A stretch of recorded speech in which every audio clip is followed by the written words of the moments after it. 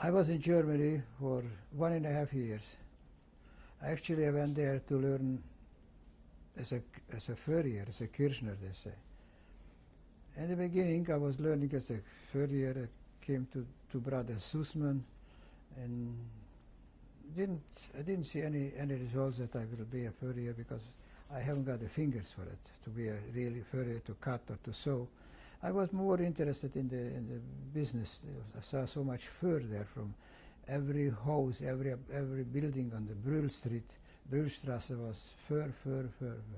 There was Leipzig was very famous in the whole world for the Zurichterei and Färberei. That means to dress and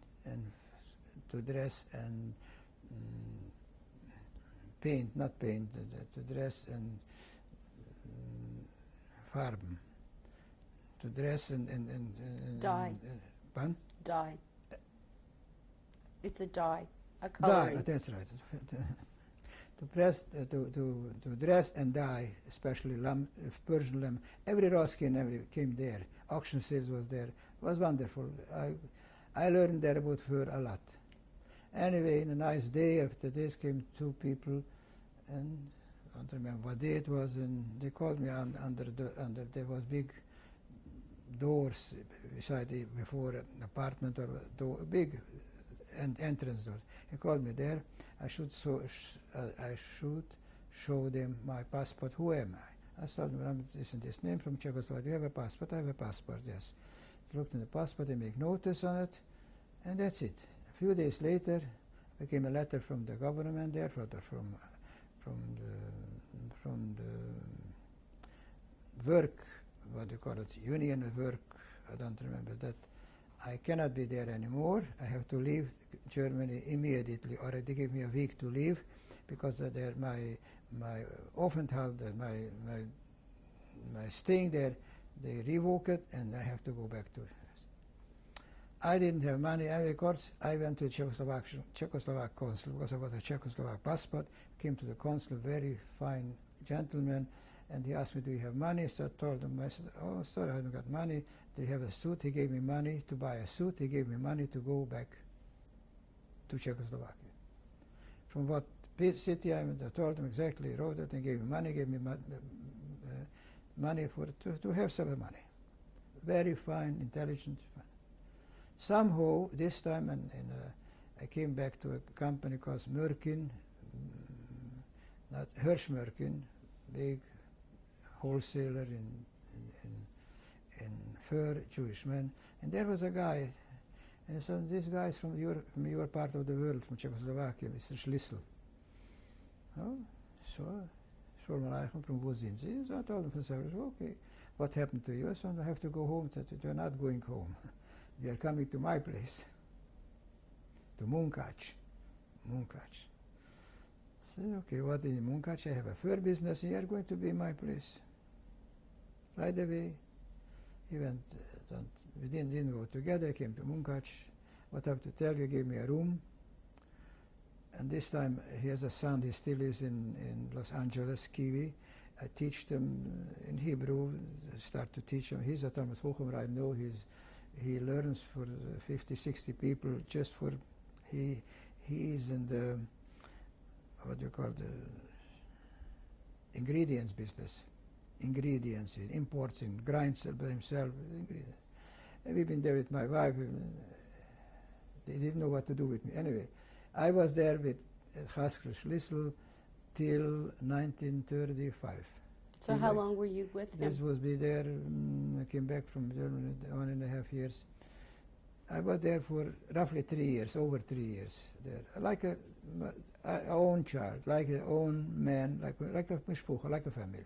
I was there, and I was watching the trade, the people. They had 6, 7, or 8 people working there, and I've been watching them what to do. And I was the vertrauungsman and I know it, skins, etc. To tell you stories, what it means in this time, if a woman came and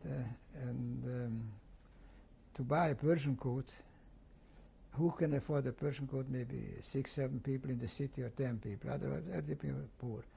Anyway, it was a baker, he was very good very good bakery. Has all the people been going there because it's something special, challah and bread, everything. He had little girls, very short little girls, but he had money. So I came. He wants to buy a Persian coat. Okay. We went there but this was the style that if somebody wants a Persian coat, they have to go to the home to make it because they've been afraid they picked out the skins. Beside this, they marked the skins, and then some who one made it, the second, everybody wants it. Whoever bought a Persian coat, make it at home.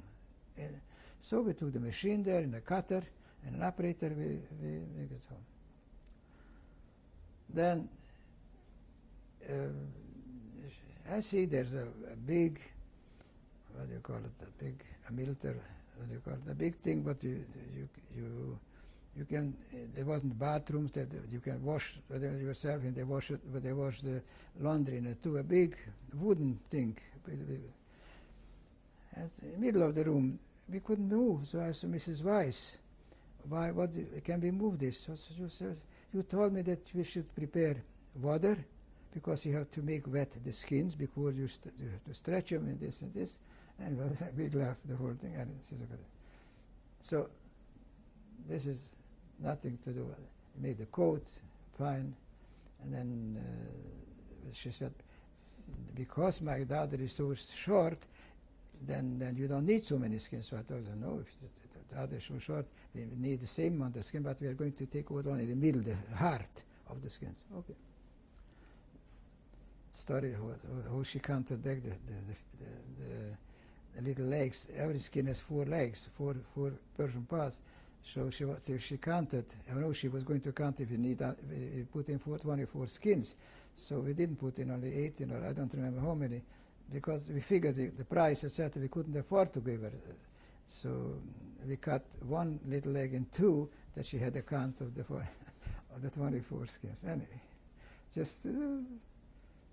I was there till I got married. I got married right away with my own fur business in Salish. I had they call it a factory here, but we had 8 people working for me, 2 sisters and other people, and I brought in a cutter and about 3 or 4 machines already.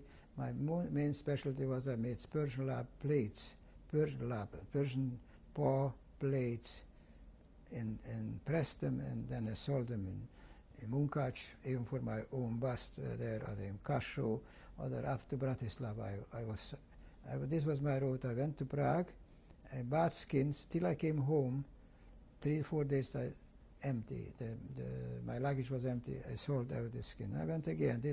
I always looked for specialties, and I did it very good in this little. And I had always also private people about in the city. Not every could, but they could afford for a coat. They could afford a cuff and 2 pieces in the neck pieces, and maybe some richer people they put in a fur lining in their coats. But then, this was in 1935, 36, 37, 38. Started to Hungarian came in. And they took away from everybody the license. A Jew couldn't have any more license for anything. Only people whom only merchants or special people who have specialties in their hands, and they will serve the Hungarian public. They get a license. Besides this, I was friendly with the fur. Anyway, I got my license back too. I got my license back because I won furrier for the whole, for the city and for the whole run. They get me my license back. And it didn't help anything. In 1938, 39, 41, I had a good going business. Everything was fine. 1941 came the 3rd Jewish law that all of the young Jewish people should be taken on forced labor. In 1941, they took me away for forced labor. They tried there from the authority, because another story, I gave him a coat and then I charged him very little for the coat for his wife, and and he and another. It didn't help anything. I had to go, and the guy came and said, you have to go right away, otherwise the gendarmerie, I don't know if you know what the gendarmerie is, they will look for you, then if the gendarmerie you will go with the gendarmerie, it's trouble. Go by yourself, and that's it. I went 1941, and that was the end of it, of my family. I didn't see him. I was there 1941, 42, 43, 44, up to 45 in March. I was already free. I was already in Hungary in 1945, but still not free, because then Horthy was the president of Hungary, and he abdicated, and then they came the same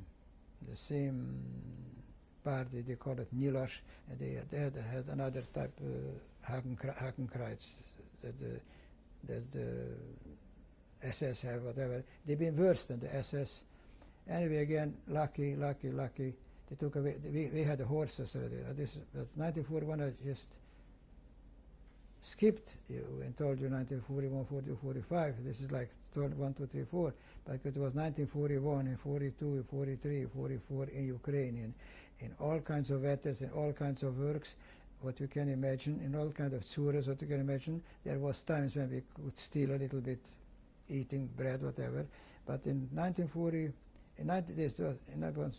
but if you want to know about 1940, what happened in Ukrainian with me, I can tell you it from what Actually, happened. I'd like to go back to when you were first married. What was your wife's name?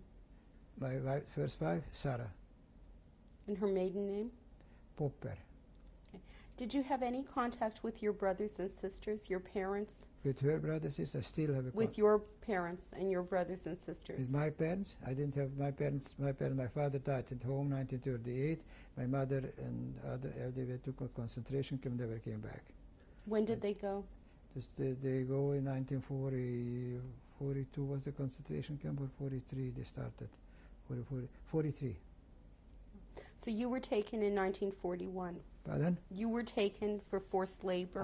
I was taken for 1941 and was still in Czechoslovakia, in Uzhhorod. We've been there for 4 weeks. In 1941, this was in June. In July, we went over. They took over the border already. How many people went with you? What was this group like? Pardon? Can you describe what the group was like? How many people were in this group? Oh, our group had 180, as far as I know. We've been our number. I was thinking about the number was 46/48. This was our number with yellow bands in Uzhhorod, and then when the Germans started to go the Blitzkrieg, the German Blitzkrieg. This was already in July. Then they had, because the German went very fast up to Kharkov, and then they took. Our work was mostly prepare places for the army, for German army, Hungarian army. There were schools, because there was no schools officially, but there was broken windows or whatever. We had to prepare the windows if we had glass or steel glass or what to do something. The schools will do it to see the ovens should be working, and they should have wood. This was the mostly, and also we had to prepare places for the horses. It was stables, etc., etc., etc. This was the most of the work. Then, in between, there came transports with food, transport for the Hungarian army, for the German army. They sent it with trucks further to the first lines, etc. This was our work again, to take out from the unload the truck, unload the wagon, unload the train, whatever, and then put them on trucks or on horse and wagon. This was our work. Depends always situation. What did you wear on this work in this work group? What did you wear? Did you have any special thing to wear? Pardon? Did you have any special thing to wear? Special to know. We went in civil clothing. The clothing started to be deteriorated because we didn't have that. I can tell you one thing. The last day, maybe I took with me 5, 6 shirts. I don't remember how many shirts I took with me, whatever. But it deteriorated because work, etc. So to the last, then we start to steal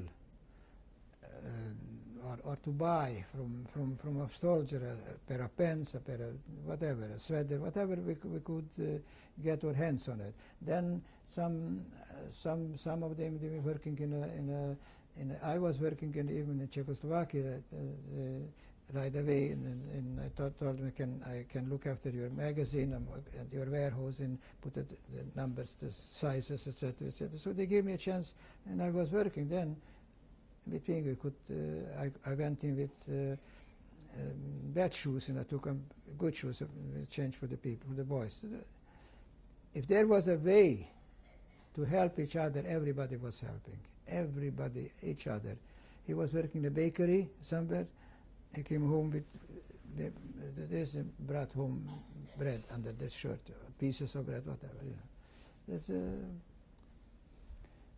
so working always was working till different kind of work. Then was work, terrible work, and we came to the Dniester.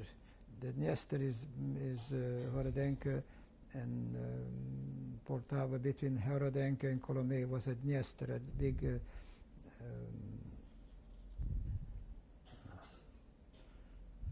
not like you have the St. Lawrence River, but big thing.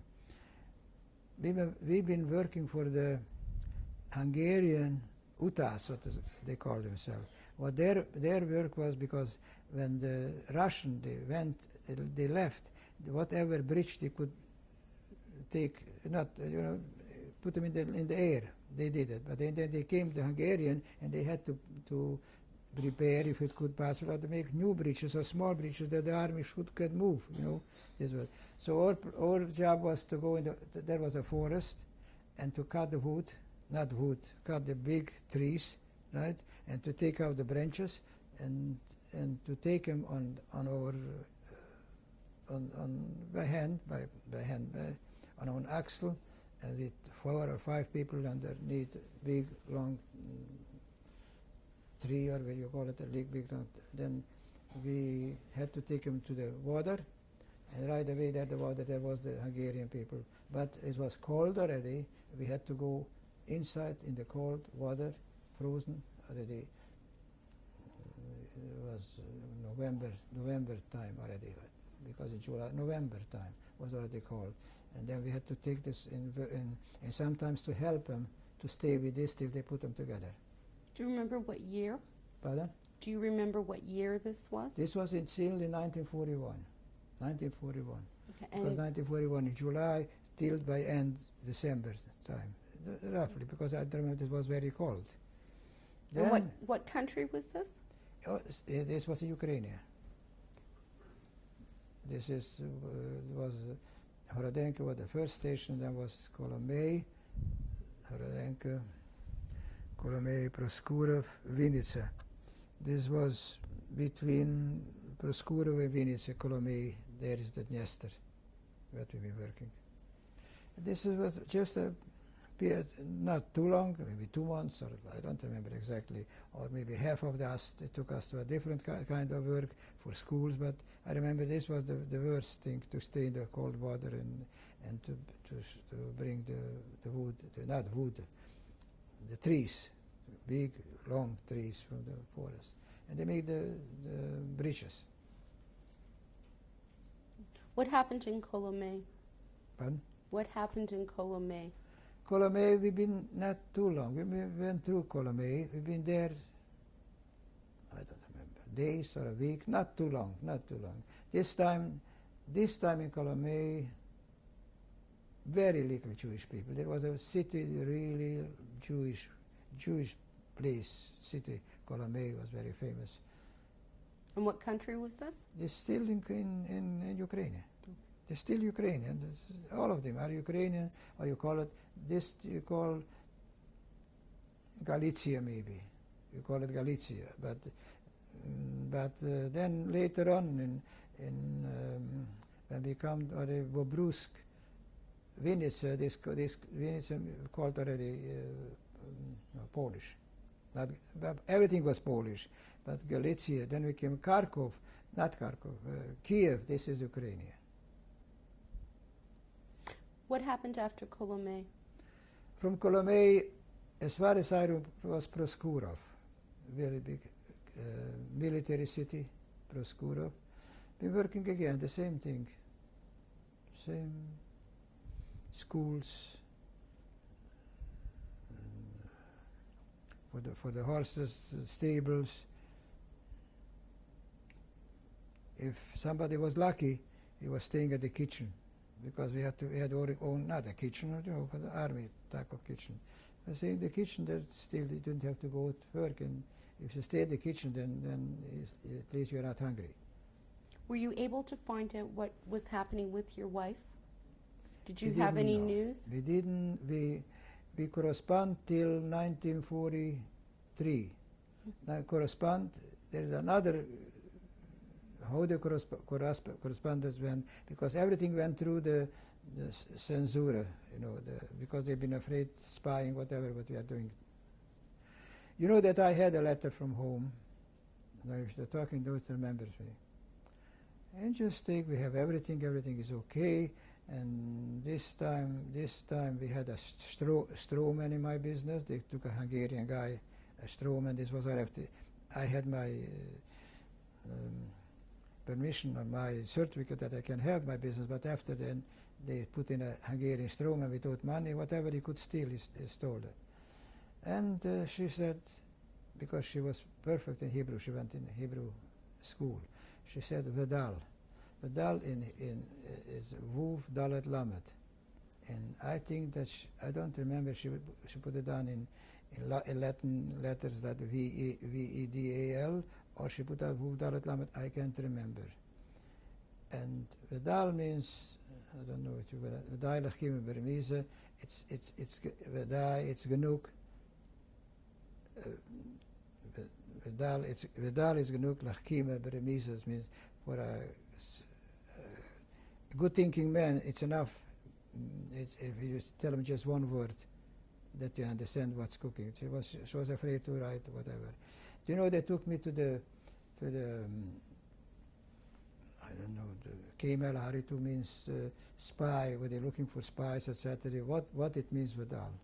What they means, what it means. I start them again, and I tried to explain them. He couldn't catch. He couldn't catch it. Then I start again.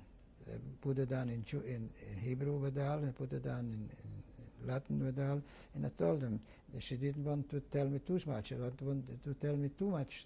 She said, it's enough that you can understand yourself. You have to understand, because a smart man understands from, if you make just with your eyes something, then you understand what you mean. You understand? Till 3 times they called me there. And there, if there would be bad officers who say, we are not interested in your story, we are given order to shoot you, goodbye. And from my eyes I saw once a Hungarian soldier, I don't remember which city this was. Suddenly I looked out from the window and say, Hungarian soldier goes in the front, his hand tied, in the back goes a priest, and in the backyard they shot him and made a dig for him. That's it. Hungarian soldier, he did something really spying for the Russian or whatever. Must be for the Russian. Life was like this. They didn't shoot just like in Auschwitz or whatever, they shoot people. There, if, I don't know how to explain you, if you did the job really, whatever you've been, do this job and do it. I did the job 100%. I always wanted to come back home. I always said, I want to come back home alive. There was other people, I was from our city, I'm cold and I'm frozen. He was frozen because we've been going sometimes from every day to another place by feet in the cold. And who had gloves or who had warm, who had vitamins, whatever. I'm cold and frozen. He came there, he sit down, he didn't do anything, he was frozen, dead, and that's buried him, goodbye. And you know, sometimes when we've been going by feet from one village to another village. The shoes was holes in it, and very bad. We didn't have stockings or socks, whatever. They had schmatters around. You know that there was a Ukrainian apart where they came, and the woman was home already, only no man. They took off your shoes. They took out the schmatters. They washed them right away. They had a piechka, like a big oven, put them in and dried it. That we have this. Can you imagine? And we were hungry too. Till who wants to go to the kitchen for a bit of soup because we was tired? She gave us borscht, whatever she had in the oven. Potatoes was never peeled because it was we ate the potatoes with the peel together. Impossible to understand how we could do it, but this was and then some of them Ukrainian, very bad, and the Russian very good too. Russian has good, they are very good-hearted people. You're good-hearted people. They've been, oh, you poor people, bida, ničovo. Take off your shoes, sit down, bath warm water, wash the feet, washed over the feet, the woman. How many people were guarding you? Pardon? How many people were guarding you? Who was watching over? The guarding was a carrot. We had maybe 10 or 12 soldiers with the guns, 2 sergeants or whatever, and 1 lieutenant and 1 Oberleutnant. That's all. Do you remember anyone's name? Anyone's name? No. I remember, no, the Oberleutnant. I remember in Ungar, I remembered his name, but he wasn't bad. Wasn't bad, Hungarian wasn't bad. The worst was the sergeant, depends from where he came. Maybe somebody, a Jewish man, he owned money there because they borrowed, had a grocery, let's say in a grocery store they had in a village. And then they write them on the book. When he come to back, they didn't have money, they never had the money. When he had the money, he paid. He always said that the Jewish people steal from him and whatever, and he had a chance to get back on us.